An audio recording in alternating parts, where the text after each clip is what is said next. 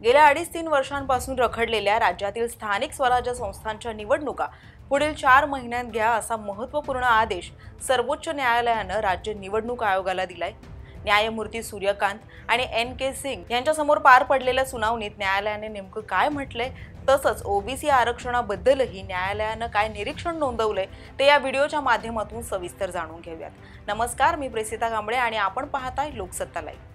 न्यायमूर्ती सूर्यकांत आणि एन.के. सिंग यांच्या खंडपीठानं राज्य निवडणूक आयोगाला 4 आठवड्यांच्या आत स्थानिक स्वराज्य संस्थांच्या निवडणुका अधिसूचित करण्याचे निर्देश दिले आहेत।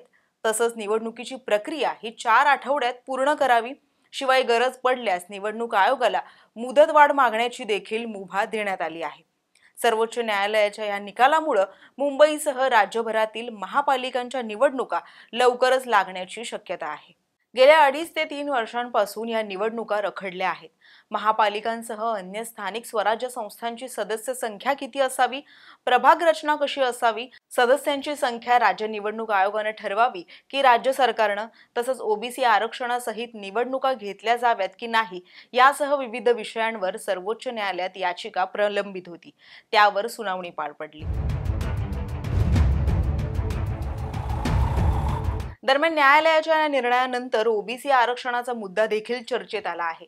जे.के. बांटिया आयोगाच्या 2022च्या अहवालापूर्वी महाराष्ट्रात अस्तित्वात असलेल्या कायद्यानुसार ओबीसी समुदायांना आरक्षण दिलं जाईल असं निरीक्षण न्यायालयानं नोंदवलंय। म्हणजेच ओबीसींना 2022 पूर्वी जे राजकीय आरक्षण होतं तेच दिलं जावं, त्यानुसार राज्य निवडणूक आयोगानं निवडणुका घोषित कराव्यात।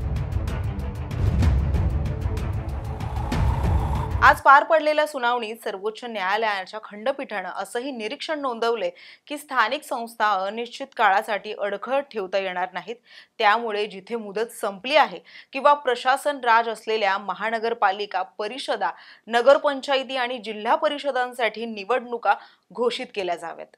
तर याचिकाकर्त्याच्या वतीनं ज्येष्ठ वकील इंदिरा जयसिंग यांनी असा युक्तिवाद केला की बांडिया आयोगाच्या अहवालानुसार निवडणुका घेऊ नयेत, कारण ओबीसींसाठी असलेल्या 34,000 जागा राखीव ठेवण्यात आल्या होत्या। त्यावर जयसिंग यांनी प्रस्तावित केल्याप्रमाणे निवडणुका घेण्यात राज्य सरकारला कोणतीही अडचण नाही असं महाराष्ट्र राज्याचे सॉलिसिटर जनरल तुषार मेहता यांनी देखील स्पष्ट केलं आहे। दरम्यान सर्वोच्च न्यायालयाच्या निर्णयाचं मुख्यमंत्री देवेंद्र फडणवीस यांनी देखील स्वागत केलं आहे। तसंच खासदार संजय राऊत यांनी या निर्णयाचं स्वागत करत आम्ही तयार आहोत असं म्हटलंय। सर, सुप्रीम कोर्टाने आम्हाला अतिशय आनंद आहे की सुप्रीम कोर्टाने सर्वोच्च न्यायालयाने 4 महिन्यामध्ये स्थानिक स्वराज्य संस्थेचा निवडणुका घेण्याच्या संदर्भात त्या ठिकाणी आम्हाला परवानगी दिली, आदेशित केलं। सर्वोच्च न्यायालयाच्या निर्णयाचं आम्ही मनापासून स्वागत करतो आणि आम्ही निवडणूक आयोगाला विनंती करणार आहोत की निवडणूक आयोगाने तात्काळ या संदर्भात सगळी तयारी करावी। एक अजून महत्त्वाची गोष्ट आहे की निवडणूक आयोगाने एक अजून आमची मागणी जी आहे ती मान्य केलेली आहे। ओबीसी आरक्षणाच्या संदर्भात बाठिया आयोगाच्या पूर्वीची स्थिती असणार आहे, त्यामुळे या निवडणुकांमध्ये ओबीसीचं पूर्ण आरक्षण हे देखील लागू असणार आहे। मला असं वाटतं याचं देखील मी अतिशय मनापासून स्वागत करतो। कायद्याच्या कचाट्यात या निवडणुका अडकून ठेवण्यात आल्या। सुप्रीम कोर्टने दिलेला हा निर्णय आहे आणि आम्ही तयार आहोत। किंबहुना आम्ही वारंवार मागणी करत होतो की स्थानिक स्वराज्य मतदारसंघाच्या निवडणुका घेणं गरजेचं आहे।